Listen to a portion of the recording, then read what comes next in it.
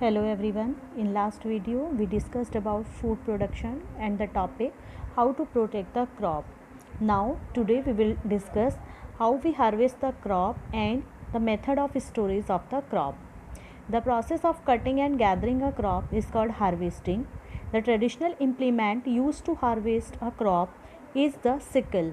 Modern farms use a harvester which cuts the crop. A harvester can be combined with other machinery that threshes and cleans the grain as well. It is then called a combine harvester or combine. After the crop is gathered, the grain is separated by a process called threshing. This can be done manually by striking the crop against a hard surface or by making farm animals trample over the crop. A machine called a thresher is used to do the job in modern farms, else combines are used to harvest, thresh, and winnow. Now, the process of winnowing. Winnowing means separating the outer cover or chaff from the grain. It can be done manually by dropping the grain and the chaff from a height and letting the wind blow away the chaff. In picture, you will see a combine is used for harvesting, threshing, and winnowing. Children, now we will discuss how we store the grain. Cereals and pulses can be stored much longer than fruits and vegetables, which spoil easily. Spoil is we learned in the chapter on microorganism, depends to a great extent on the moisturizer content of the food to be stored. The way grains are stored thus differs from the way fruits and vegetables are stored. Grains, how we store grains? The harvested grains are usually dried before being stored because moisture encourages the growth of microorganisms. They are then stored in metal or earthen containers, gunny bags or grain called silos. The godowns where grains are stored are first fumigated to get rid of pests.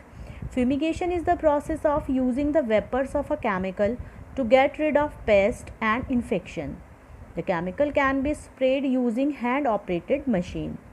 The stored grain are inspected from time to time to make sure that they are free from diseases and pests. This is why spaces are left between stock of gunny sacks stored in godowns. Grain silos are tall structures built in such a way that grains can be stored at different levels. Each level has an opening through which the grain can be taken out when required. In India, grains are stored on a large scale in government owned godowns. The stored grains are meant to last for the period between two harvests as well as to provide food in case there is a crop failure in a particular year. A crop failure means a poor harvest or no harvesting due to reasons like flood, drought, or diseases. Grains stocked for such emergencies are called buffer stock. Cold storage. Fruits and vegetables are stored in a cold storage where the temperature is maintained between 0 degree and 4 degrees Celsius. This discourages the growth of microorganisms.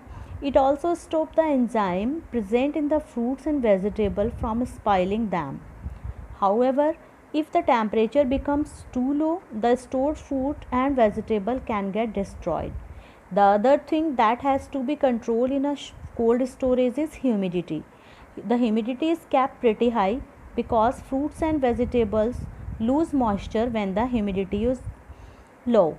Care has to be taken to see that the fruits and vegetables to be stored are absolutely clean and not damaged in any way. They are usually packed in carrots, racks or trays which are stacked on one on top of other with plenty of space for the circulation of air. The cold store has to be kept clean and the door must not be opened too often. Okay children, now we discuss the questions regarding this video. Come to A part, question number 10. What are the two things that have to be controlled in a cold storage? Children, first of all, the two things that are that have to be controlled in a cold storage are, and come to the page number 11. Answer is here. First point, the temperature is maintained between 0 degree Celsius and 4 degree Celsius, and the second point is the humidity is kept pretty high. Okay children, do this question in your notebook. Goodbye everyone.